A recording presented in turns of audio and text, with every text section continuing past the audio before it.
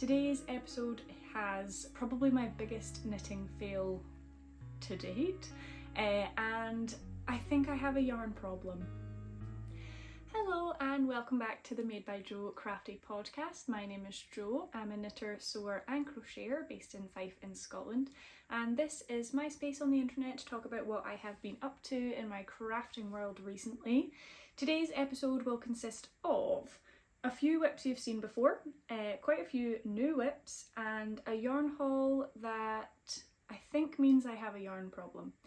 But we'll get to that later on. I actually filmed that section yesterday because, as I'm sure you've seen all over the internet, the weather and the light opportunities for filming are quite slim still in the winter time. So I filmed the haul section yesterday and I'll be adding that on at the end of this video. So if I look different and I sound different, that's probably why. I have woken up this morning feeling a little bit under the weather, so apologies if you can hear that in my voice, but I will be fine. I'm sure it will be fine. It's just a cold at this time of the year that everyone gets. I guess I will start off with what I am wearing. This is something that has never featured on the podcast, which is wild because basically since I knit it, I think I finished it in April last year, I wore it solidly throughout the whole summer basically. This is my, the sore throat. This is my Corin cardigan, which is by Rebecca Clow, who is the Creabea on social media. I was a tester for this cardigan and I absolutely love it. I think it's phenomenal, to be honest. Like I say, I wore it non-stop. I think I probably need another one at this point. I knit mine in Sandnes Garn Double Sunday in the colour Statement Green, and I really love the colour. However, the yarn has not withstood the amount of wear that I have used it for, have worn it. It hasn't withstood the amount of wear I've been trying to wear it with. So it has pilled quite a lot. To be fair, I've not taken a razor to this. I don't own a disposable razor to try and do that with, so I need to really invest in a de-pill or debobbler. But it has pilled quite a lot. I decided to knit mine in merino rather than a cotton blend because in Scotland I could wear this almost all of spring and definitely some days in the summer, so I really like the yarn. I just wish it didn't pill this much. I think also a testament to me wearing it so much, under the arms has felted. You should be able to see it from there without me being like, look at my armpit. But I'm presuming it's because when it was warm, it was warm and under your arm felt. So both arms are the same, felted underneath. And I guess that probably could have happened with any yarn, just for me it's only ever happened with this one. So this is my one and only project in Double Sunday. I wouldn't be averse to using it again because actually it's really soft and I like it. But I think what I'm tempted to do in the future is to try Drops Daisy. I know that quite a few people have said that it could maybe be a dupe for Double Sunday or for Peruvian Highland Wool by Filicolana. So I might give that a go in the future because I'm thinking, I know some people have said that pills, but I found this pilled so much that actually that might just be a cheaper alternative if it's going to pill anyway. So we will see. That's a long future thought. The buttons are vintage buttons. They came out of my granny's button tin that I was passed once she passed away.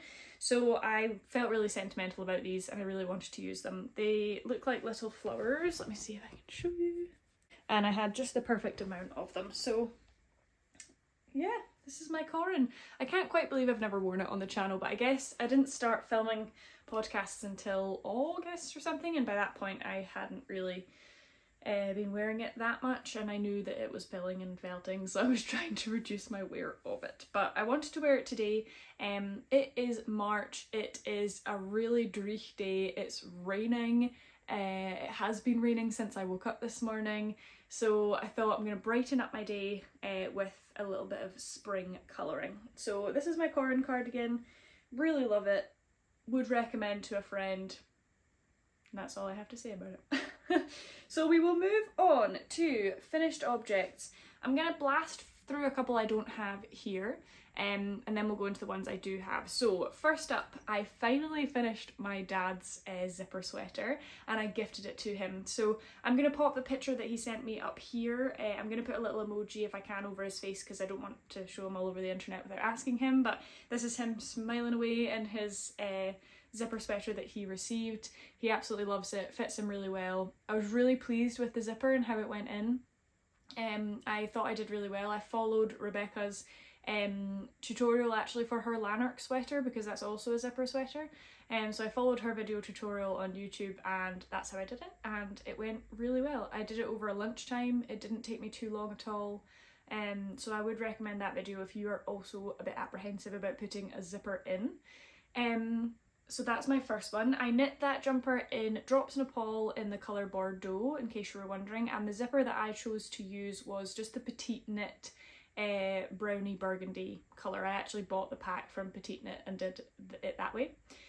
The second thing that I do not have, I actually filmed a little portion before I sent it away, so I will now insert that here. Good morning, this is Past Jo. I'm joining you on a Saturday morning, hoodie wearing, just out of bed here. But I wanted to film this because I'm going to post away one of my gifts today, and I just wanted to make sure that you had seen my finished object. So at the beginning of, or the end of the last episode, I said that I was going to be casting on a pair of socks for my friend to take to Mount Everest with him, and I was using a crazy Zerber ball in the colour orangery. I don't know why I want to say it like orangery, but orangery. And I cast those on. It's a sport weight yarn, and it was my first time ever knitting sport weight socks, and I was shocked at how quickly they knit up. I think I cast these on the night after I filmed the last podcast, and they took me less than a week. Easily less than a week. I don't quite know how long I'll pop it up. But I knit two socks, sorry. So this is the Zerber Ball Orangery colourway, orangery. I'm really gonna struggle to say that. And I knit it in just a 3x1 rib pattern. I actually bought this pattern. It wasn't very expensive. I think it was £1 on Ravelry or £1.70 or something, but I bought it because I'd never knit sport weight socks and I just wanted some guidance on sort of sizes, what size to knit up. So I did buy a pattern for this, but it's essentially just a 3x1 sport weight sock. I did try and match these, and I think that's just my novice experience with Zerber balls, that they don't match, because I did try and match these, but obviously like they're different. The striping pattern in them is different, so I wouldn't have been able to match it anyway, but I did try. But I do love the way that the two, like the tops, both look the same, like the actual cuff part, because I think that makes them look like a pair, and I'm really happy with them. I've already purchased DK weight sock yarn to make another pair because they flew up and I think they're so chunky and comfortable. So these are for my friend, like I said, so he's a size 7 UK, which is really nice because I'm a size 6 UK, so it was only like 4 or 5 rows extra that I had to do. And I've just done a slip stitch, heel flap and gusset, but I just think they look so like a really professional pair of socks, and I'm really pleased with them. So these have been blocking and drying, and now they're fully dry. They're going to go in a lovely gift box with my hat, which I've also blocked now. I was a little bit apprehensive about blocking this hat because it's made with Surrey alpaca silk, and I thought, oh my gosh, is it going to grow dramatically and not fit anymore? But actually the measurements didn't change. I didn't block it out or anything. I literally just rinsed it in the water, left it to soak for 15 minutes, took it out, rolled it in towel, and then laid it flat on my mats, and I didn't do anything with it. And it stayed really nice. It's still super fluffy. And I think he's really going to love it. And now I'm not worried that the dye, because some dye did come out in the water, I'm not worried it's going to come out when he's sweating and climbing Mount Everest. So I think this is really gorgeous, and I am a bit gutted to see it go, if I'm honest. I am, however, going to be popping them in a box, so I am receiving a yarn club from Wildflower Yarns at the moment, and they come in these gorgeous boxes, so I'm going to repurpose this box, and it's got tissue paper and stuff inside, so I'm going to pop the hat and the pair of socks, and I might gift him some Scottish things. I can't actually think of any that we've got in the house right now, but I might chuck some Scottish things in there, and then just tape it up and chuck his address on it, and post it out to him today. But I really hope he likes it. I'm really pleased with both the things. He knows about the hat, he's seen the hat because I've posted it on Instagram and I've talked to him about it, but he doesn't know about the socks.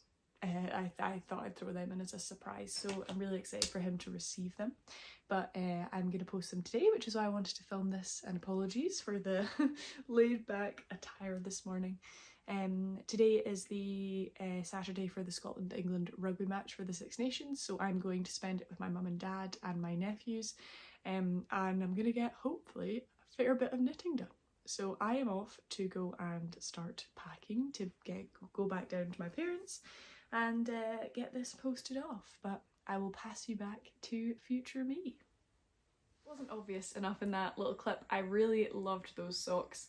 I've got yarn that I'll show you later to knit up a pair of DK weight socks for myself, and I have about half the ball left that I might knit a matching pair for me of that yarn, because I really liked the way that it knit up. But enough of talking about that, because I don't have it here with me. The third, will it be by this point? Yep, third finished object for this month is my Hermione Everyday Socks. So I was about 3/4 of the way through the first one, I believe, when I was in my last episode, and I finished both of them, and I've actually been wearing these, so they've got a bit of fluff on them and some dog hair, but these are my Hermione Everyday Socks. I knit these in the Beehive Yarns Patisserie colourway, which was the main colour for my advent that I received last year. It was a sock set, so it came with the little mini that I've used for pop of colour and heels and toes. I loved this pattern. It was really straightforward. Once you'd done sort of the repeat once, you knew exactly what you were doing, and it was really easy to read the knitting to know what you were doing if you'd put it down. These knit up really quickly, and I like the way it looks in this colourway. I actually, like I said, have been wearing these. I really enjoy them. I just did the toe that was in the pattern rather than an anatomical toe like I've been doing recently, just because I wanted to give a different toe a try. And yeah, I think it's testament that I've been wearing these since I cast them on. Sometimes like for example, my scrappy socks are sitting over there in the craft room and I haven't worn them since I casted them off, whereas I've been wearing these non-stop, so I am pretty pleased with how these have knit up. I actually posted on Instagram not long after I finished these, because this was in a 100g skein and a 20g mini, and I've finished with just under 10 grams of the mini and over 50 grams of the main colour, and that's an annoying amount to have left because it feels like too much to just use it for scrappy things, but it doesn't quite feel enough for me to want to do another pair, particularly when I have a pair of socks. I'm never really sure what to do with the leftovers. I could make shorties, but I'm not sure I would want, or I would get the same enjoyment from knitting the same colourway again. So once I put this on Instagram, I got a message from Venetia from the Woolly Worker saying, oh, you give me your leftovers because I would use them, because she could get a pair of socks out of a 50g skein. So we've decided to do that. I'm hoping to see Venetia at the Woolly Good Gathering, and then I can give her the half a skein that I have left. And she's kindly gifting me a purple half skein that she's got as well from a pair of socks that she's done. So we're doing a little bit of swapping. So if there's ever a colourway that you see me knitting up in a pair of socks that you think, oh, I'd really love the leftovers, please feel free to leave me a comment down below or to message me on Instagram. My Instagram is @designs.madebyjo. And if I don't have another thing already planned for the leftovers, then I would be more than happy to send it to you. I think if you're in the US, it would probably be too expensive to justify for both of us, but all I would ask is you cover the shipping costs, or if we're swapping something, obviously we just pay for our own shipping. So whatever works. If you wanted it, if you were interested, it never does any harm to message me and ask if you want the leftovers, because I have too many of them. I have a whole bag in the corner that are just under 50 grams that I couldn't really gift, or I haven't really thought about gifting to anyone else, and I really need to work out what I want to do with them. I've thought about doing a Stella quilt cushion, I've thought about doing a sweet shop blanket, but right now I'm not really in the mood to knit loads of garter stitch, so I haven't started them yet, but maybe it's just a stash building exercise for when I decide to start one of those things. Yes, so these are finished. My Hermione Everyday Socks, really big fan, think they're beautiful. The pattern is free, it's only one size on Ravelry, it's a 64 stitch count, which I think I did. I don't think I took away 4 stitches like to get my usual size, but you could easily increase. The repeat of the pattern is 4 stitches, so if you are usually a 64 or a 56, I don't think it would be too difficult to adjust. And then you would just adjust that for the heel, but it would be a normal heel that you would be doing anyway if that's your traditional size. So when I first looked at the pattern I thought there's no way I'm going to adjust it, I'm just going to do what it says, but actually I think adjustments would be really easy. So if a 64 stitch count isn't your size, then I think it would be easy to adjust, is what I wanted to say there. Right, so that is my finished objects. I finished my dad's jumper, I finished my socks for my friend, and I finished my Hermione Everyday Socks. So 3 finished objects is quite good for the last wee month. I've been feeling a little bit stagnant with my knitting these last few weeks, and I think it's because I finished those Hermione socks in February. I finished my socks for my friend, like I say, within a week of starting them, if not even less than that. And I feel like I finished my dad's jumper. The knitting part I finished ages ago. It was just waiting for it to dry on the blocking mats and adding the zipper. So a lot of the other stuff I've got on my needles is like dragging a little bit. So I have a lot of motivation to get these moving or to just cast on something new at the moment. So I've got two of my whips, this week are ones you've seen before. So I'm just going to speak really quickly on the first one, and then the second one I'll go into a bit more detail, and then I have 3 new objects to show you. So the first one is my mum's zipper sweater. I finally put that on the blocking mats, but only yesterday. I've really been procrastinating it. Like I said in my last episode, I just had no motivation to work on it. So it is blocking. And once it dries I will put the zipper in, because I finally found a zipper that will work, which actually is downstairs, I don't have it here, but I finally found a zipper that would work with her jumper, and I will sew that in as soon as it's dry and get that off to her. I haven't even started weaving in the ends yet, and I think that's what's putting me off. Because it's colour work, there are loads of ends in there, and I just need to sit down one day when I'm watching something and weave them in. I've done that previously when I've been watching the rugby. The Six Nations is on at the moment. I've woven in ends while the Six Nations is on, because sometimes I find that knitting is too engrossing while I'm trying to watch the rugby.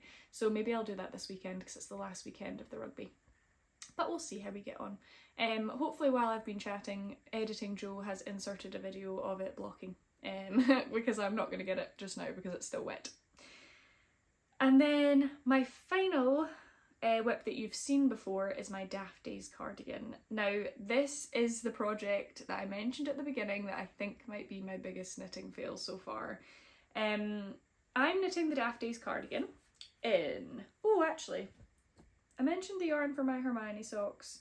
I've spoken loads previously about the zipper sweaters, so I don't need to worry about the yarn for that. I've spoken about the yarn. Oh, I think I have covered all of the yarns. Just panicked there that I hadn't told you any of the yarns. Anyway, I am knitting the Daft Days cardigan in Woolly Knit 4-ply Classics, which is 100% super soft merino wool. So this is my main colour and I'm holding it double.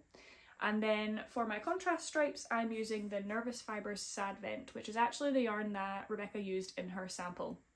So as soon as I saw her knitting this up, I knew I wanted to do the same thing with my Advent to not only get it out of stash, but I just loved that it was like a slightly muted rainbow, and I really wanted it in a cardigan. I started knitting, and I think I spoke to this last time. I had knit the majority of the sort of body section, it's knit bottom up, and I noticed that my row gauge was off. And in Rebecca's patterns, in almost all of her patterns, any guidance that's given is like knit 10 centimetres and then move on to the next instruction. And I knew that my row gauge was off to what Rebecca was hoping for. So what I did was I blocked what I had done last time to see how much it was going to grow post blocking, because I didn't want to knit loads of it and then basically block it and it become too big. So I did a bunch of maths to work out what I needed to knit to pre-blocking to match the measurements post blocking. And the reason I did that and didn't just knit to 10 centimeters in my gauge was because I am playing Yarn Chicken. I saw some of Rebecca's leftovers at knit night when she was finishing the last few stripes of her Daft Days, and she honestly had tiny amounts, like teeny tiny balls left, and I thought, I'm gonna run out of yarn if I knit to my measurements because they're off gauge.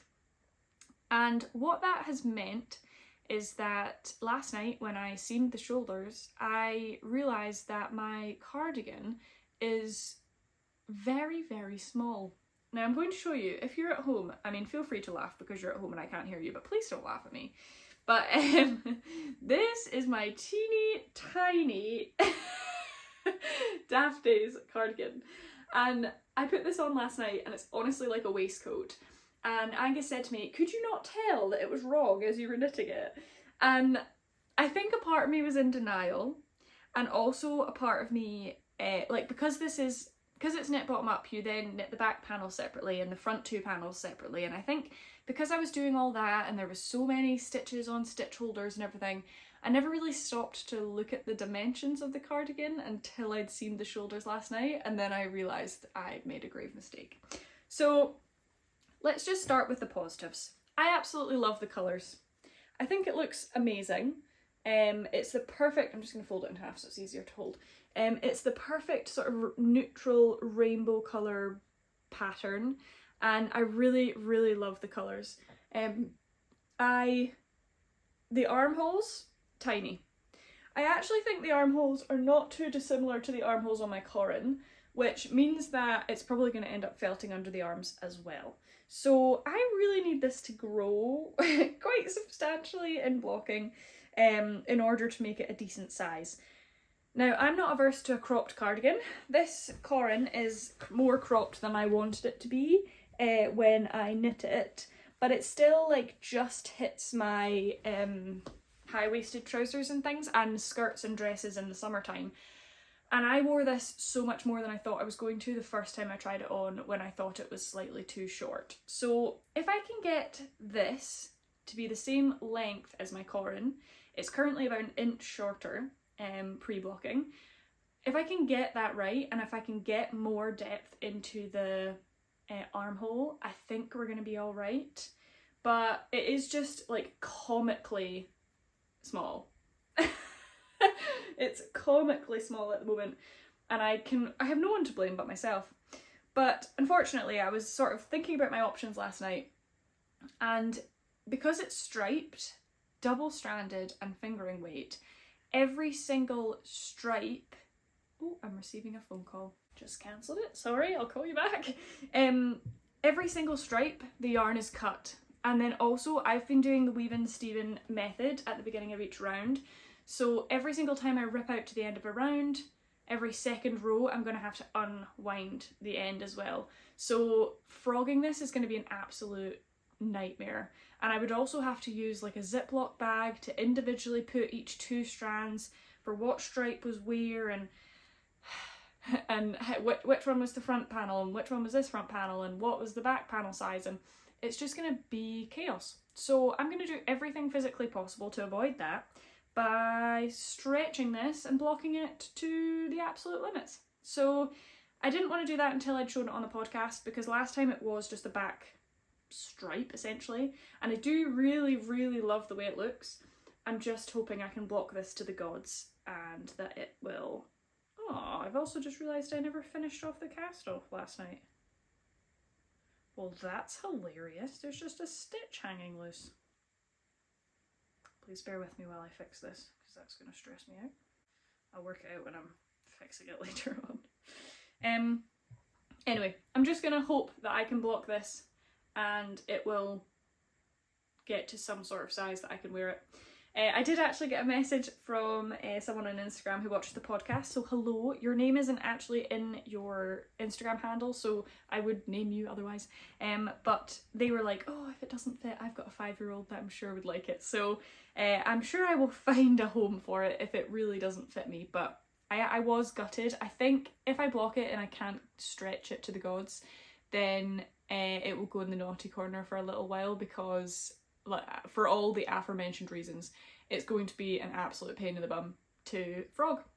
So this is my daft days, and I will update you in the next episode once I've stretched it beyond belief to see what goes on. I am also going to put that on my Instagram story, so if you're interested in a quicker update than the next podcast, then I will be popping it, or probably talking about it on my Instagram. Right. So that is now all of the whips that you have seen before, and I'm moving on to brand new whips. So I'm just going to do this in order. So I have been watching the Crazy Sock Ladies podcasts forever, it feels like. I really got into her stuff in Vlogmas, and I've just continued to watch every episode basically as soon as it comes out. And she has been knitting heel toe do-si-do socks, which is one of her patterns, and I really loved the way it looked, so I decided to try some myself.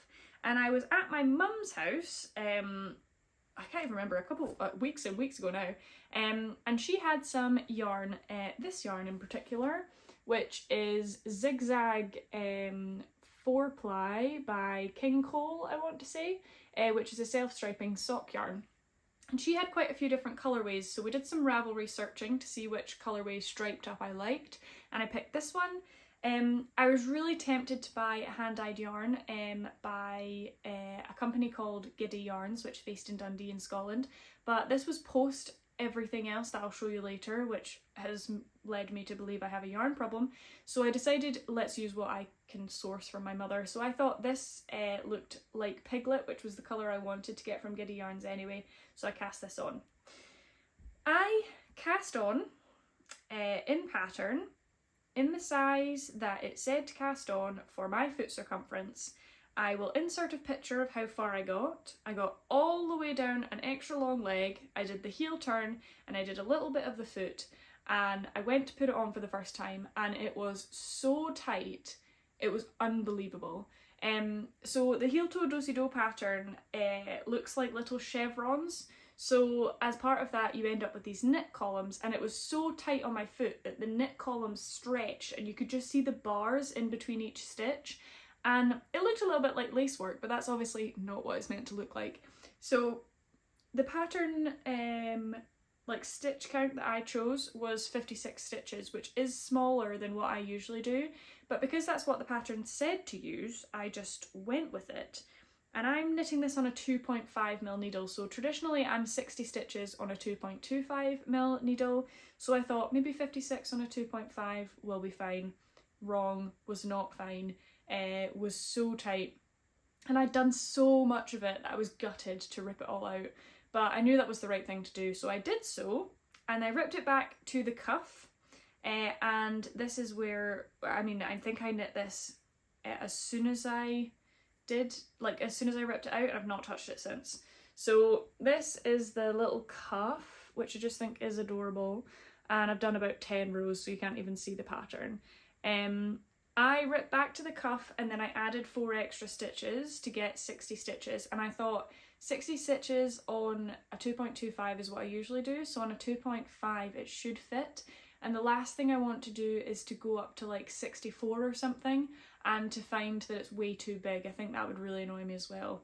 I'm happy if socks are slightly tighter, because obviously socks grow over time, so I'm going to try the 60 stitches, but I think because I was burned with the last one and I'm not confident that the 60 stitches is going to fit me, that's why it's sat in the bag. So I know this is going to look stunning, but sort of the initial excitement of how's this going to look in the pattern is gone, because obviously I knit the whole leg before I ripped it out. So I decided that these went in the naughty corner for a while, and until this podcast, to be honest, I forgot that they were in the bag that they were in. So I am going to knit these, or I'm going to start working on these again. Before I cast on a new pair of socks, I think it's sensible to work on these and get these cast off.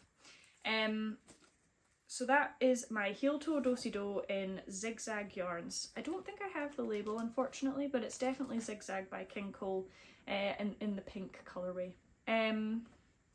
So that is my first new whip. But I cast those on, in February. So they were like, they weren't my February socks, because my Hermione Everyday socks were my February socks. They were just a fun pair I wanted to cast on in between. So the other pair of socks I have to show you is in my little sheep bag, and these are my March socks. So I mentioned in the last episode I'm trying to knit a pair of socks every month, and these are my March ones. March was my granny's birthday. Did I film? No, I don't think I spoke about this. I think I just thought about it. Maybe I posted about it, I can't remember. But March was the month of my granny's birthday. We lost my granny a couple of years ago now, and it's still very sad, it's still very fresh. It feels like I cry usually when I think about it, and green was her favourite colour. So I decided that because March is her birth month and green was her favourite colour, that I wanted to knit some green socks. So I put them in a green bag also, just to make it nice and holistic, and I'm also using green stitch markers, so it really is all in. And the green colour that I had in stash was actually from my homespun house 4-week advent that I got last year, and it was the first Sunday of Advent sock set that I got, and it was called The Most Wonderful Time of the Year. So I got the 75-25 base, and it is so soft. I knew it was soft when I felt it in the skein, but honestly in a cake, so soft. The softest sock yarn I've worked with. So I hope that doesn't mean that it wears really quickly, but this is the colour, sorry. So this is The Most Wonderful Time of the Year. It's a beautiful speckly green colour. I'm a huge fan of it. And it also came with a little mini, a little pink mini. But I decided that I didn't want to use this mini skein this time. I usually do use a mini skein, but I decided that I didn't really want them to also be pink. I kind of wanted them to just be green. So we didn't actually use the little mini that came with it. What we did use was a leftover from my Christmas Happiness cardigan that I showed you, well, many times on the podcast, which was Filicalana Arvetta. I had this much left of the hunter green or racing green colour, which is just a dark green. So I decided to use this little slither to accent my sock. And as of last night, I finished the first sock. So the first March sock is complete, and it is the 14th, so that is pretty good, pretty happy with that. So I decided to cast on the Hibernal socks by Summer Lee Knits. I have quite a lot of Summer Lee Knits patterns, because she was doing a sale a wee while ago, and I bought quite a few of them, and I've never actually knit one, so I decided to finally cast one on, because again, I've been watching her podcast that she's recently come back out with, and she did a whole video on the Hibernal socks, and I decided to cast them on. So I have got the Filicalana Arvetta as a pop of colour at the top. The Hibernal socks then have a super long cuff, and then they move into this cable, sort of faux cable pattern that goes all the way down the foot with a stockinette bottom. And then there's a heel flap and gusset as well. I have loved this. It is a faux cable pattern, so there's no cable needle required, which is phenomenal. It knits up super quickly. Again, I found, like with the Hermione Everyday socks, I don't need a pattern for this anymore. I can just knit it from memory. And I just love the way they looked. You might be thinking, goodness me, Jo, they're the tallest socks you've ever made. Yeah, they are. The leg on this is a whopping 8 inches, which is ridiculous. In comparison to like other ones that I knit, let me just hold this up against it. Like the whole gigantic cuff is extra on top of the usual socks I knit. But in the pattern photos, she has these like super slouchy tweed version of these socks, and that's what I wanted. So in the pattern, she gives you sort of directions on how to get that slouchy fit, and I did that. So these do slouch down a bit on my leg. I actually followed the instructions on the pattern and increased my stitch count for these socks to make them super slouchy, but like I added loads of stitches above my usual stitch count and they're not that slouchy on my leg. They do slouch down, but they're not as baggy as I thought they would be. Again, I don't think I've said this, these are not blocked, so it might completely change when blocked, but all I did was use the big stitch circumference on the leg, and then when I was doing my heel I just kept decreasing until I got to my usual stitch count, because the last thing I wanted was a floppy foot. So I just kept decreasing till my usual stitch count and then I continued on with the pattern. And like I say, I finished this last night and I do think it looks awesome. I really love the colours, I really love that I didn't put the pink in. I think it goes with this sock. I think the pop of colour, like the pop of pink, would have been too much for me. So this is sock 1 of my March socks. Oh, my dog just barked. And again, Albie! Apologies, just went to check that he was alright. Yeah, I love these socks. I'm really pleased with them. So this is my first March sock done, and I will be casting on the second one very soon. I did just cast this off last night, so I'll probably cast on the second one tonight so that it's on the needles and ready to get going. So that is my hibernal sock. I'm just going to take it off the sock blocker and put it back in the bag before I forget. And I really think my granny would have liked those. I think she would have liked cables. I think she would have thought it looked awesome and liked the colourway. So I'm happy that I've done an ode to my granny on her birth month, and I'll think about her every time I wear the socks. So really pleased with that new cast on. And then my final new cast on is actually part of the Scottish Spring make along. So I posted a video in between this video and the last podcast and introduced my Scottish Spring make along. It is a make along designed to use or highlight Scottish dyers or Scottish craft stores, and with the intention of going to Really Good Gathering and wearing some of our pieces and maybe meeting some other people that did the make along as well. So we have a small group chat on Instagram where people keep in touch a little bit on what their projects are doing, and I've seen quite a lot of people using the hashtag or posting about it on their stories. People all the way down from Cornwall, and then some of the guys that I go to knit night with or used to go to knit night with. So it's been really lovely to see people getting involved. If you haven't heard anything about it, if you head to my last video, you can watch about it there and it'll tell you everything you need to know. But one of the projects that I said I was going to be casting on was a Tolsta tee. So the Tolsta tee is a pattern by Rebecca Clow. Again, she's featured very heavily in today's episode. And I am knitting a Tolsta in this fingering weight yarn. This is by Bow Fiddle Yarns. Which is an, I want to say like an Aberdeenshire brand, but it might be East Lothian now. I did this last time, I couldn't remember which one it was, so apologies for whichever one I got wrong. But it's in the colourway Spring Blossom. I actually didn't buy this yarn, I got it at one of our Knit Night yarn swaps, so I'm really glad to finally be able to use it. And like I said, I am using it to knit a Tolsta tee. So there is a lot of ends. I am alternating skeins, which is why I've got 2 skeins there, and I'm doing the yarn forward method, which I am really enjoying so far. I'd recommend you give it a try if you haven't before. There is a line at the moment, pre-blocking, where I've been doing the yarn forward, where I haven't quite got my tension perfect, and I'm hoping that once I've blocked this will be less obvious. It's obvious to me because I'm obviously doing the yarn forward method. It's obvious on camera and it's obvious in person at the moment, so I'm really hoping it goes away with blocking. But anyway, this is this current state of my Tolsta tee.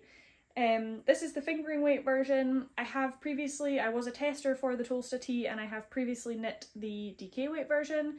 So this is my first fingering weight, and by gosh, it takes much longer to knit up than the other one. I'm really enjoying the fabric it's making. It's really sort of, what's the word I would use? Delicate? It feels really like delicate and girly. Whereas the other Tolsta I've got is like airy and I wear it every day, whereas this one I would wear and feel like, oh, fancy, you know. I don't know why, but yeah, so this is a fingering weight Tolsta. It's just below boob height at the moment. I have split for sleeves and body, so I'm just working on stocking it in the round, and I just need to get going with it if I'm honest. The Woolly Good Gathering is the 26th of April, so I've got plenty of time. Still over a month, and I've just got the remainder of the body, and then I'm not going to make the sleeves too long, so not that much sleeve to do, I don't think. So we're just trucking along with this at the moment. I really love the way that it's knitting up. There's no yarn pulling so far, which is phenomenal because I was really worried about that. It's really evenly spread, and I just think it's going to be stunning once it's done. So this is my Tolsta. I hadn't even cast it on last time, so I have made quite a lot of progress on it. I know that Rebecca can knit a Tolsta in like 3 days, and I know that's the DK weight version, but I feel quite slow on this one. I don't know if it's because I've been really enjoying my daft days until I realised it was the wrong size, or because all of my socks have been sort of textured that I've been really wanting to work on those, whereas my Tolsta is stocking it in the round, so sometimes I can find that quite boring, if I'm completely honest. So I don't know if that's what's sort of stunting my progress on it. I think what I might need to do is try and put in like a 10 row a day type situation, or 5 row a day, to make sure I'm making progress on it, or dedicate an hour of my time every 2 days or something like that in the evening to work on it, just to make sure it doesn't languish too long, particularly because I want to wear it in the springtime, because I think it's going to be the perfect spring t-shirt. So that is my final work in progress for this episode. I have a couple of things I want to talk through with you, a couple of projects that I think I'm going to work on in the next wee while, and then, like I said, I'll pass it over to previous Jo to talk about the silly amounts of yarn I received this month, and yeah, then we'll keep going. So, projects I want to work on, there's just one. Well, there's 2 knit projects I want to work on, but the second one I've not given enough thought to share it with you yet. However, I did mention either in the last episode or the episode before that I was going to be trying to pick up some old whips, and I think this is the oldest whip I have in stash. Don't hold me to that, but I think this is the oldest whip. If not, it's the second oldest whip that I've got in stash. The only thing that I think might be rivaling this in age is my balaclava, and that is actually finished. I just don't like the way it looks, and I want to take out the face ribbing and make it much deeper. So that's technically finished. So this is my oldest whip. And it is... This is back when I was printing out patterns. This is by My Favourite Things Knitwear. I'm just trying to remember which number it is. Vest number 8. So it will eventually, hopefully, look like this if you haven't seen it before. This is probably, or is it, my first garment that I actually bought like expensive yarn for. My colourwork sweater, which I showed very much in my first episode, that was made with drops, and it was a lot of money for me at the time, but it was made with drops, so that was alright. And I think this was my second attempt at a garment. This is going back 3 years now, so I can't quite remember, but this is the first time I bought what I classed as expensive yarn back then. So this is Sandnes Garn Sunday, and it is in the colour 3820, which looks like this, a very basic pearl grey colour, and it is being held with, oh, I had a full ball of it and everything.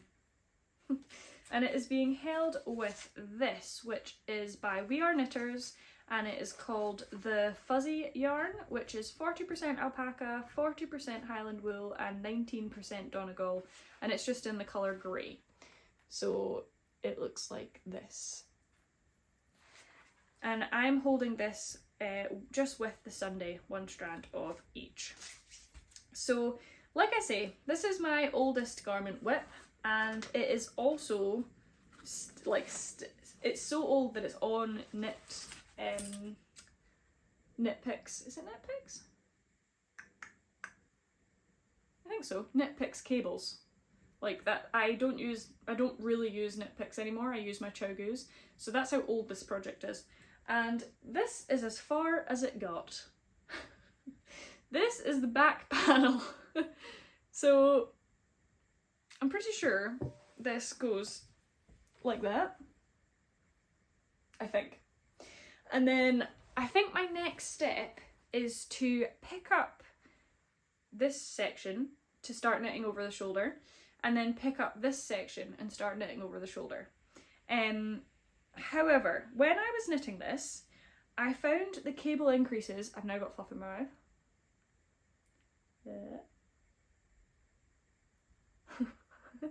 I feel like this happens to everyone recently. Anyway, the cable increases were really difficult. I'm not surprised because I don't think I'd ever, other than the balaclava, I'd never done cables before, so I'm not surprised cable increases were difficult for me. But I wasn't quite confident in my cable increases, and I think that's what put me off, because obviously in the shoulder you have to do cable increases like as it comes around here. So I haven't worked on this in years. It was sitting sort of halfway up for a while, and then about a year after I started it I picked it up again and finished this back panel, but obviously haven't done anything with it since. But I think this would be so cute to wear in like the springtime when you want a little bit more of a layer, but not necessarily like a cardigan or a jumper or something, just a nice little vest. And like you saw, it's like button up. Originally I wasn't going to button it up. Typical Bliss has made this before, and she took away the buttons and just made it like a v-neck vest, and originally that's what I thought I wanted to do, but now I think the buttons would actually be really sweet, so I think I'm just going to do it to pattern. And then yeah, I think it would be lovely to have this sort of light grey in the springtime, and then I think it would be awesome for sorry, who am I think it would be awesome for autumn as well, to wear with skirts and dresses, just to give them a bit more warmth. So it is my intention to pick this back out and work on it again. Until just before this podcast, it has been in my cupboard in the whip shelf, and I have not touched it. So I'm going to leave it out of there now. I'm going to add it to all of the other currently ongoing whips, and I think while my Daft Days is blocking, I might see if I can pick up the shoulder on that, because making some progress on that I think would give me a lot of satisfaction. And then my other sort of future project I want to do is actually a sewing project. So I'm just going to ignore the fact that I've still not finished some of the sewing projects I've spoken to you about before, and talk about a lovely new one, because I have seen some beautiful bags, sock project bags or t-shirt project bags, and even some sweater project bags that have tweed at the bottom. There's a particular brand and I cannot remember them, and I apologise deeply. If I can find them on Instagram I will put them on the screen. They do stunning project bags with tweed on the bottom and fabric on the top, and I would really strongly recommend that you go and you buy from them if you're interested in what they look like, and if you're interested in what they look like and you think they look gorgeous. The only reason that I'm talking about them now as a sewing project is because my craft room is bursting with fabric for sewing, and everything that I have here I had in stash, and if I was to buy one from that small business, although I would be very happy to support them, I know in my head I would be annoyed that I didn't give it a go first and try it myself. So please, if you, instead of buying all of the stuff to make one yourself, please support this small business. I am just doing this because I had the stuff. But anyway, the basic principle is a sort of 3/4 project bag. Let me show you on this one, where the top part is fabric and the bottom part is tweed, and it is just a zip bag like this. I've done a lot of bags like that where the bottom is like leather and the top is a fabric. I can actually see one over there, but it's full with stuff, so I'm not going to get it. So I thought I would give it a go with the tweed. I don't know how this is going to go because tweed is notoriously annoying and it starts to unravel and everything else. So I'm not sure how this is going to go, but it is my intention to give it a go. So I have this beautiful tweed that I got actually from one of Angus and I's friends' mums, who was destashing some stuff from her craft room, in this gorgeous teal colour. Like I think I've told you before, this is my favourite colour. Oh, am I actually showing you? I'm actually showing you inside out, I think. Yeah, that teal colour is my favourite colour, and I've been loving pink recently, so this is going to be the main colour, or the bottom tweed section. And then I have this fabric from Tula Pink that I have been hoarding in my stash for a long time, and it is this beautiful floral sewing machine design. And I just think that these two together would be really sweet. So I'm going to give that a go and see how I get on. And if I am able to do it, I'll update you next time if I've given it a go by then. And then the other colourway option that I have in stash, which is a bit more, this is Harris tweed, like really traditional tweed. So this does fray like a absolute MF. Whereas that one is a bit more fabricy. This one is definitely traditional tweed, and I've got this little square of it that I'm going to try and make into a sock project bag, and it is this beautiful bubblegum pink colour. I bought this a while ago when I was sewing loads. I was making purses and things out of this tweed, and I bought it and it wasn't big enough to make a purse out of, so I'm going to try and make a project bag. And to go with this, I have so many different options that I've pulled out, and I was wondering if you guys might be able to help me decide, because I pulled these all out this morning and I think they're all stunning. So the first one is, actually a lot of these are Tula Pink, if not all of them. The first one is this beautiful Tula Pink hexy pattern, so it would be like that, and I think that that would look really nice, and I've got it in the pink, but I also have it in the black, which I think would be an interesting contrast between the two. So that is my two hexy options. Then I have two Tula Pink sort of tie-dye-ish options. So the first one is this pink one, and although it's tie-dye, it's got like a Loch Ness Monster in it, it's got a unicorn in it and a swan in it. You might be able to see them on this side. And I think that would look really awesome with the pink, and I have that in pink. And then I have the same in, that's upside down, purple. And I do think the purple looks nice with the colour. And then I have the same, is that upside down as well? Yeah. I have the same sewing machine pattern, but in a purple base instead of the blue like I'm using for the other one. And then finally, the one that is probably least like what I would traditionally pick, but is kind of drawing me in the most, is this little pairing here. So I bought this fabric in a shop in Kirkcaldy called Rejects. It was in their bargain bin, and it's like little camper vans. And Angus and I recently have been talking and considering converting a camper van in the not too distant future. And so something about like having a little camper van project bag that I could take sock projects in when we go away is really appealing to me. So that one's quite attractive, but equally I like a lot of the other ones, and I only have one amount of this little pink tweed. So I really have to get it right the first time, essentially. So those are my sewing potential upcoming projects. I have been putting off finishing my pink jumpsuit. All I've got to do is the belt, but I need to interface the fabric, and that's honestly the only thing that's putting me off. So I got these out this morning because these will also need interfaced, and I thought, well, if I'm going to do the belt, then maybe I would do this at the same time, and maybe that would make the interfacing part not so off-putting at the moment. But we'll see how we get on. I'll leave these on my craft room table for the next few days, and if it takes my fancy, then I will get on it. If it doesn't, I will pop them away again and bring them out when I do feel in the mood to do some sewing. Let me just leave that up there. And then the final thing before I pass over to myself is a t-shirt that I forgot to show you yesterday, so I'm making sure to show you today. And I bought this from Hedgehog Fibres, and it says, "In yarn we trust." apologies how crinkled it is, I have been wearing it, but I saw this on the Hedgehog Fibers website and I absolutely fell in love with it. I think it is so cute, just for like those cozy evenings where you're sitting in the house and you're just doing some knitting and watching some TV. This t-shirt, it's so soft and it's so cute. So I decided to pick it up and I forgot to show you it yesterday, so I made sure to get it out this morning when I was getting dressed to make sure I wouldn't forget to show you. Right.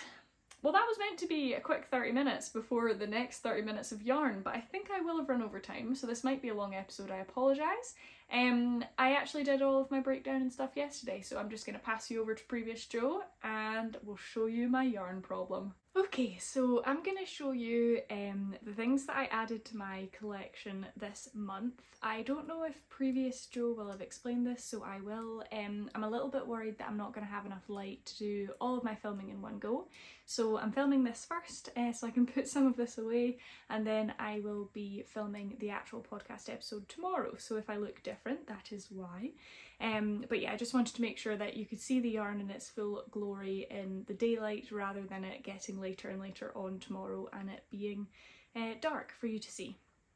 So this month I have an extraordinary amount of hand-dyed yarn here, and by extraordinary I mean approximately 15 skeins if not more. And I appreciate that's a lot. To caveat me showing you all of this, this is not to show off or anything at all.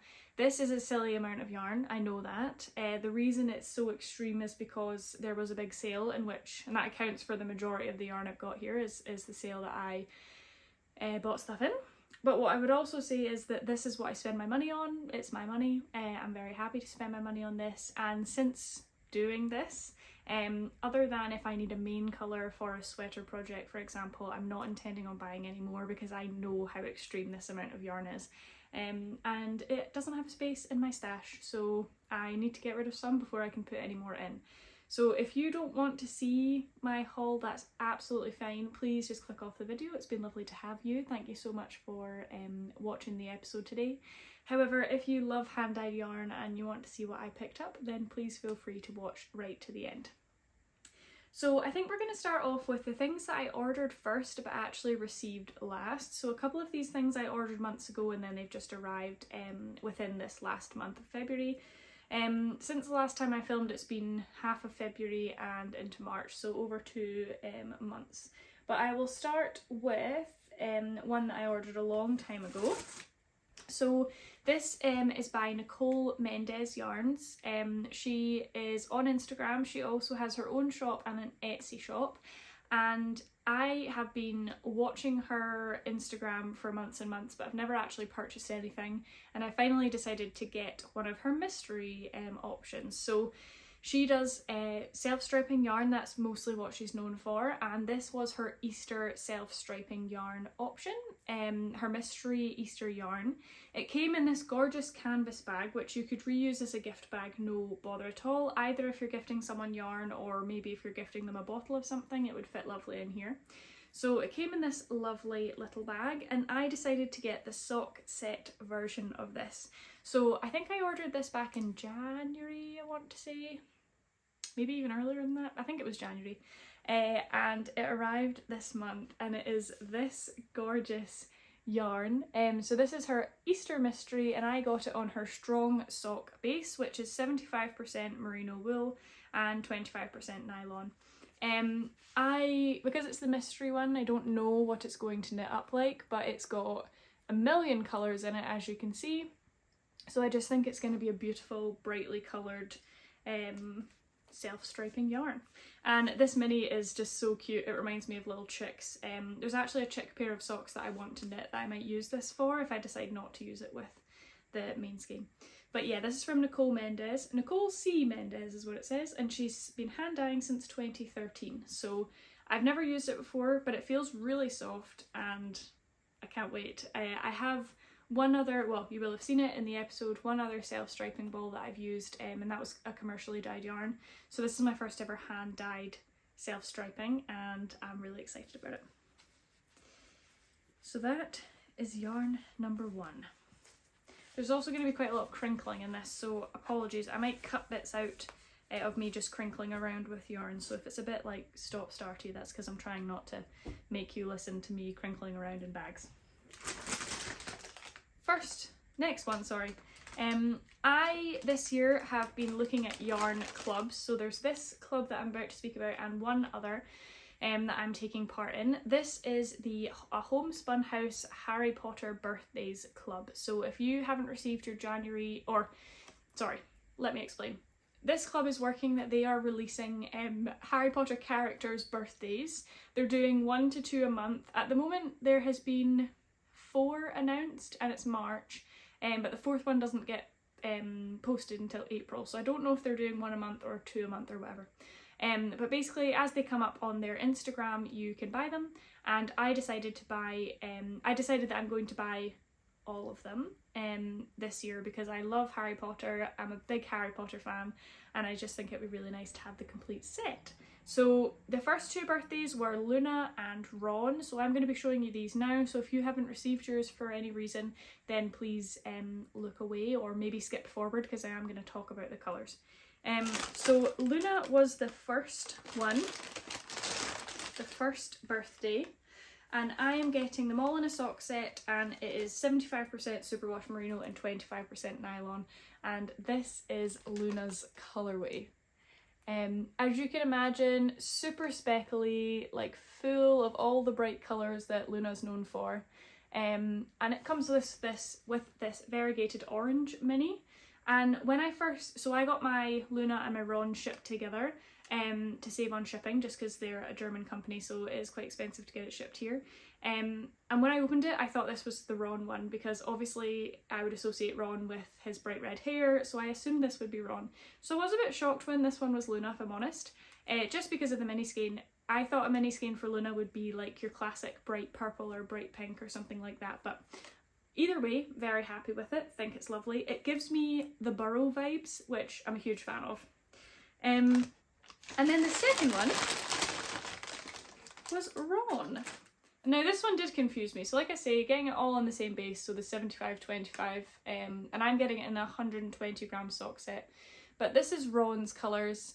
I'm not sure if there's a picture or something they were following for Ron's colourway, sorry. But for me, like, you could have swapped the mini skeins maybe, because this mini skein gives more Luna to me, but like I say, it's up to everyone's personal preference and opinion and what colours go with what. Either way, super happy with both of them. So this is Luna and this is Ron, and these are the first 2 of the Happy Birthday Hogwarts Yarn Club is what they're calling it. So these 2 I ordered in January, beginning of February, and they both arrived beginning of March. And I have since then ordered, they've come out with 2 more, Remus Lupin and the twins, Fred and George, so I've ordered those 2 as well, so they will be coming in April time. But these are my first 2.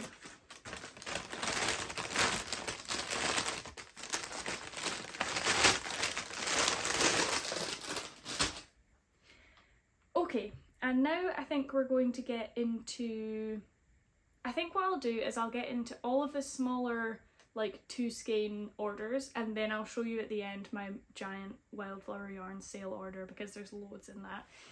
So we'll start with one. This is a yarn brand I had never heard of before, but they were doing a closing down sale and I wanted to support them. So it was recommended on one of my, the people that I followed Instagram stories, they had said to promote or support this brand. So I decided to support them by buying some yarn.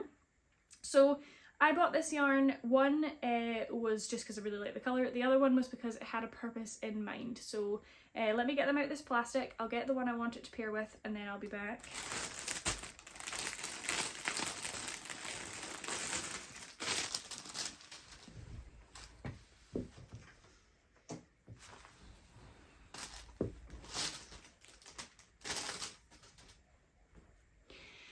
Okay, so in the last episode you will have seen the Musselburgh hat that I made for my friend. I used Suri and merino yarn to make that hat, and since then I've just been dreaming about a hat for myself with that combination.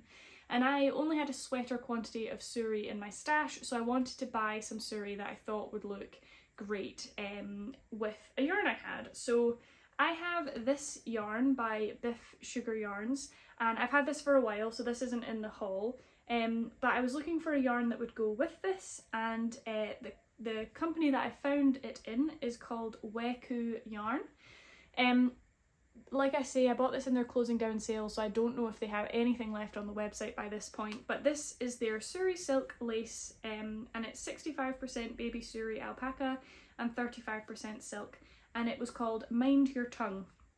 And I just thought that these two together are going to make a beautiful musselburgh in the same style that I made my friend's hat for him going up Mount Everest.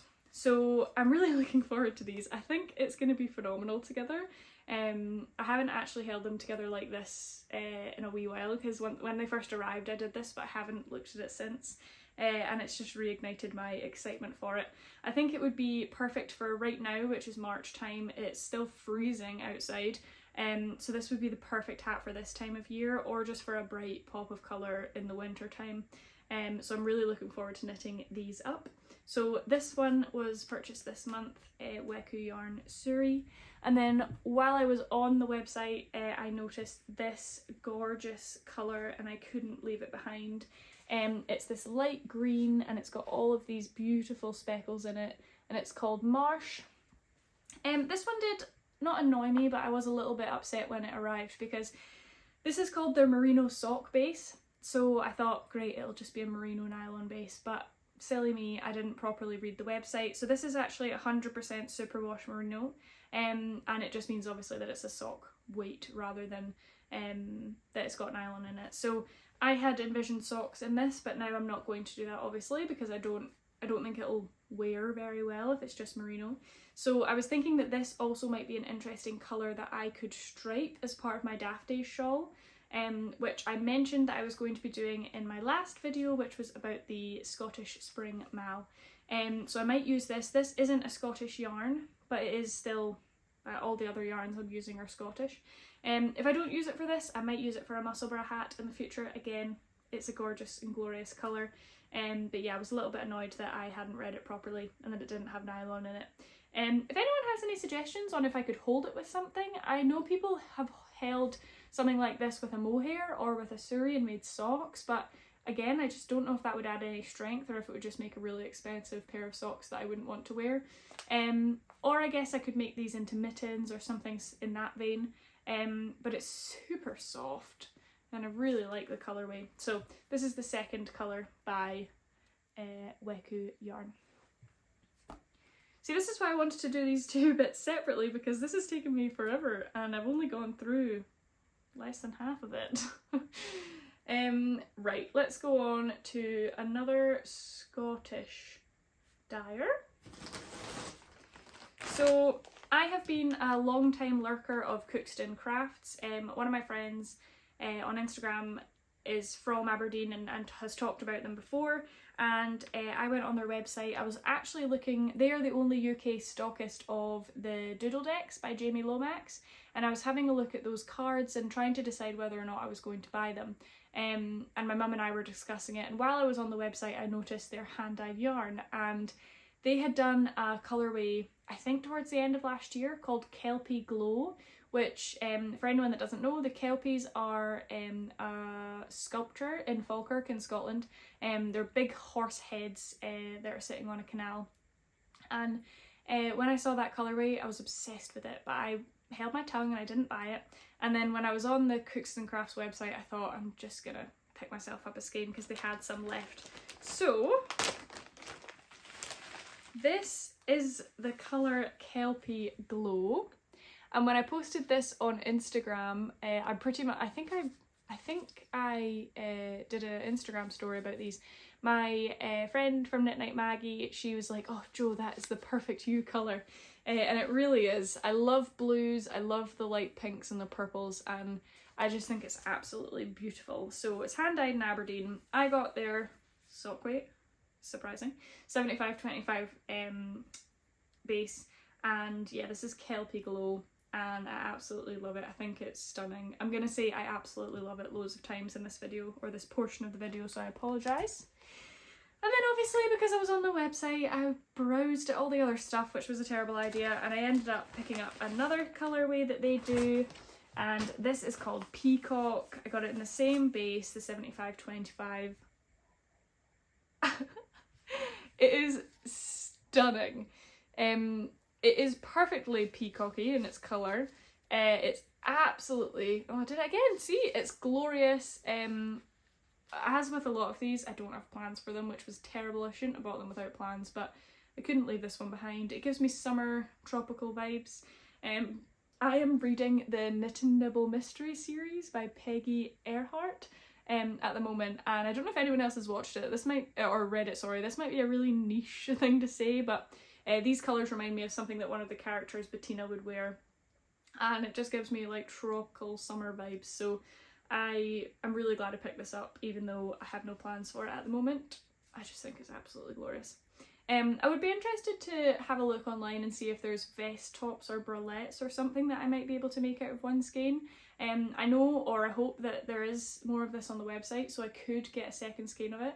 But as I'm noticing with some of my projects, and mentionably my Tolsta, working with hand-dyed yarn, like the yarn forward method, I'm actually finding it alright, but it is a little bit annoying, and I'm not sure if I would want to do it on something like a vest top. So I would be interested to see if I could get it out one skein, but who knows. I'll let you know if I do that research or not. Okie dokie, we've got two more. I told you it was a lot. I've got two more purchases, I think, before my big haul from Wildflower Yarns, so let me just get them both over here and then I won't have to crinkle as much.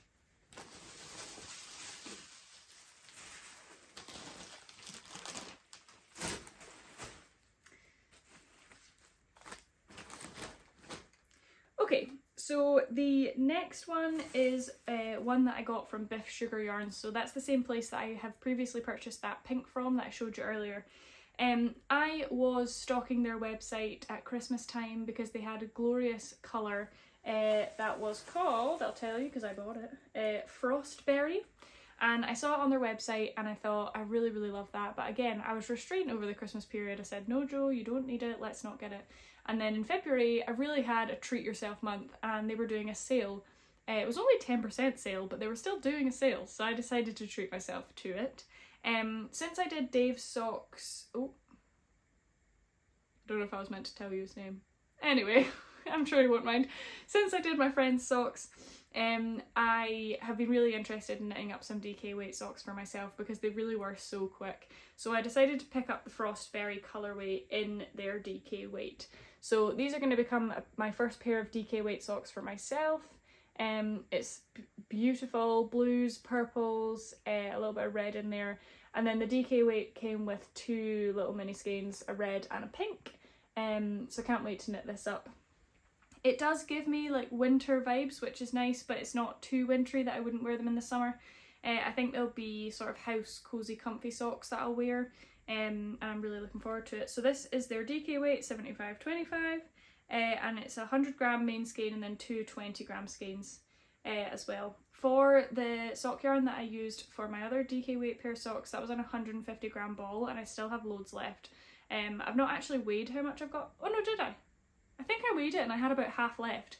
So this should be enough to make a pair of socks. My friend and I have pretty much the same size feet, so this should be enough to make a pair of socks out of no bother. So that is my first purchase from Biff Sugar. And then obviously, again, because I was on the website and they were having a sale, I had a little mosey around her Etsy and there was two other colourways that caught my eye that ended up in my basket and are now on my sofa. So these are both along the same vein. They are both the zebra sock yarn is what it's named, and these are 80-20 and they're 365 meters, but I thought that they just looked amazing, so I picked up these two here. So this is called Fellside. It's a deep green with some bright green striping and then obviously the zebra sort of effect in there as well. And then this one is called Cobblestone and it's a very similar vibe, but this is purples, greys and blues, and this one's got a bit more zebra in it that you can see in the skein anyway. But this reminded me of the yarn I used for those DK weight socks, the Zerber ball, and I really enjoyed knitting with that. I found it a lot of fun to see like how it was knitting up, so I think this will be the same. So that is all of the things I got from Biff Sugar Yarns. And then the other shop is one that most people will have heard of. I have been a long time squisher in shops of hedgehog fibre yarn. It's slightly more pricey than I have been willing to pay previously, but this month I finally decided to bite the bullet. I was actually going to take part in one of their 3-month clubs, and then the base that I wanted they weren't doing, which was a shame. So I decided not to do their club, but instead to just pick a couple of colours that I'd had my eyes on for a while. So originally I was going to buy them from a local yarn shop, but the colours that I wanted weren't in stock, and I did look at more UK based yarn shops to see if they would have them, but nobody had what I was looking for, so I just decided to go direct to Hedgehog Fibres. I bought a t-shirt, which I will try and remember to show you earlier, so you will have seen it, and I bought 2 skeins of yarn. So again, I showed these on my Instagram stories, so if you've seen them, apologies, but I bought 2 skeins of yarn. The first one was one of their potluck skeins, so it's a one-of-a-kind skein, and it's just it really reminded me of the holographic Hedgehog Fibres label, this like light blue with all of these neon speckles in it, and it's the same at the bottom. It's got a bit more yellow in at the bottom, and I got this on their twist sock base, so that is 80% BFL and 20% nylon. And up until sort of when I was buying these yarns, I didn't know if BFL would irritate me, but I have noticed I've got a couple of BFL things now in my stash, and BFL is really soft. So I'm considering using BFL as some of my main like sweaters quantities yarn, whereas I've only ever really used merino. So I'll let you know how I get on with that. Like I say, I'm trying not to buy anything for the next wee while and working through some of the things I've got in my stash. Especially as we're coming into summer, so maybe it'll be an autumn purchase. Who knows? I mean, I say that, I might end up buying yarn this month. I don't know. I'm trying not to, but I'm also not being too harsh on myself. So that's the first Hedgehog Fibres yarn. And the second one is called Firefly, and it was like nothing I had in my stash. It's this deep, deep blue with these bright neon speckles in, and then bright neon colours at the bottom. And again, this is in their twist sock base, but I saw it on the website and I thought, you know what, you are stunning and I would like you to be in my collection. So these are my 2 Hedgehog Fibres yarns that I bought this month. Right, so that is everything I've bought from any shop that is not Wildflower Yarn. Now Wildflower Yarn did very well out of me in the month of February. Not only am I taking part in one of Wildflower Yarn's clubs this year, their Myth and Magic club, but I also bought a lot in their sale, like ridiculously amounts in their sale. So the first thing I'll show you is my club yarn, because it finally arrived. She had some issues with the post, and I actually haven't received my February one either, so I think it's also lost in the post. So this is the January yarn, which was based off a siren. I cannot remember the name of the siren, but she's meant to be like the queen of the sirens. And this, oh, I'm gonna sneeze. Bless me. Bless me again. Saya, queen of the sirens, and I'm getting the sock sets again. And this is the colourway. The blue is meant to represent the sea, and then her hair is bright orange, so that's where the orange comes into play. And then it's got this beautiful little pink mini that goes alongside it. So this is the January sock set for my yarn club that I'm doing. The February colourway, I believe, was Goblins, I think. Or maybe that's the March colourway. I can't remember, but it's not arrived yet, so I'll show you that when that arrives. But I did buy, I decided to just do the whole 12 months in one go. I paid for it all in one go, so every month I'll receive these, but I actually paid for it in January. So this will be a nice surprise on my door, even though I'm trying not to buy any more new yarn. Okay, let me move this packaging. And then what is left from here on out is from a Wildflower sale.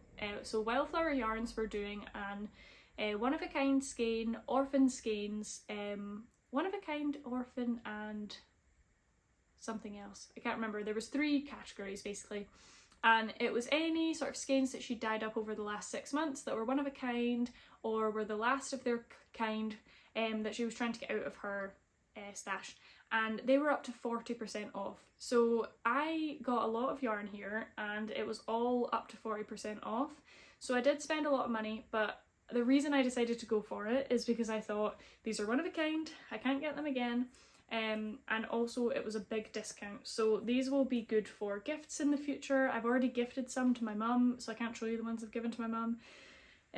But again, we've spoken about this several times on the channel. I shouldn't need to justify why I added things to my own collection with my own money, but I did get a lot of these and they were all on sale and I'm very proud of myself. So these are categorised. I've got 1 bag of DK and 3 bags of sock weight yarn. These are the bags in question. So we will start with DK weight. Let's just tip it all out.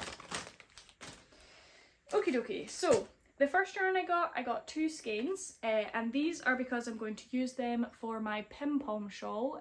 I recently bought the pattern for the Pim Pom shawl by Laura Penrose, and this is going to be my main colour.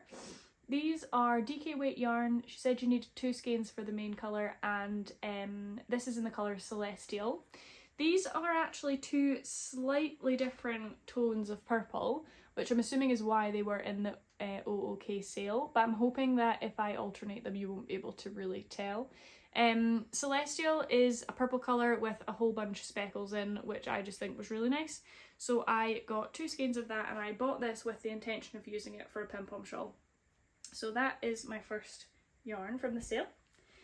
The next DK weight yarn from the Wildflower Yarns sale is this one of a kind skein. I just saw it when she was advertising all of the skeins that she was doing and I just loved it. I thought it was absolutely beautiful, and I've actually already got an idea to use this in a colourwork sweater. I've been obsessed with the sort of Scandinavian vibe colourwork sweaters but in bright modern colours, and I think this is going to work into one of those which I might be casting on in the not too distant future. So this is a beautiful bright pink corally colour that already has a plan. And then these next 2 are very similar to one another, but I picked them both up. One is called Mermaid and one is called Mermaid Cove. So that's how similar they are. So this is Mermaid Cove. It's this bright aqua teal colour with luminous speckles in. If you can't tell, I was going through something in February where I just loved neon speckles. I'm still going through it. I still love neon speckles. They bring me a lot of joy. So that was Mermaid Cove, and then Mermaid is a more subdued version of that. So it's a blue, a light blue with some whites and then some greens and some blues speckled in there. So I love all of these. I think that they will all come to good purpose. I might not know what that is right now, but that was my DK weight purchases from the Wildflower Yarns sale. And then we'll move on to sock weight yarns. I'm just going to empty them all out next to me and show you them one at a time. So, first one. This one is a one of a kind skein in their sock weight yarn. It is stunning. Green, minty green colour with these bright speckles in. This section here shows off the speckles really beautifully. No other words. Loved it, wanted it, went in my basket. The next one is similar, except it's much, much brighter in its base colour. So this is aqua, and then the speckles obviously on the brighter base are darker. So there is a bunch of rainbow speckles. This section here is pretty dark, but up here there's some bright purples in there. And then actually in the skein there's some reds as well. So I just really liked it. Again, this colour here is like my favourite colour of all time. My phone used to be this colour. A lot of the stuff that I buy that I'm not wearing is this colour. So when I saw it, it had to come home with me. It's my favourite colour. Sticking with greens, I then got this one. On the website, this looked a bit more mint chalk chip than it does in person. The colour, the base colour itself is still giving minty green, but the speckles that I thought were brown were not, they're rainbow. So I'm not complaining. This one is also the Stellina base, so it's got a silver sparkle in it. I don't know if you'll be able to see it, but it's got rainbow speckles and they're kind of all throughout. So I think this is going to make a gorgeous pair of socks, particularly with that Stellina in it. So I'm looking forward to working that up. I then got 3 of the same type of yarn.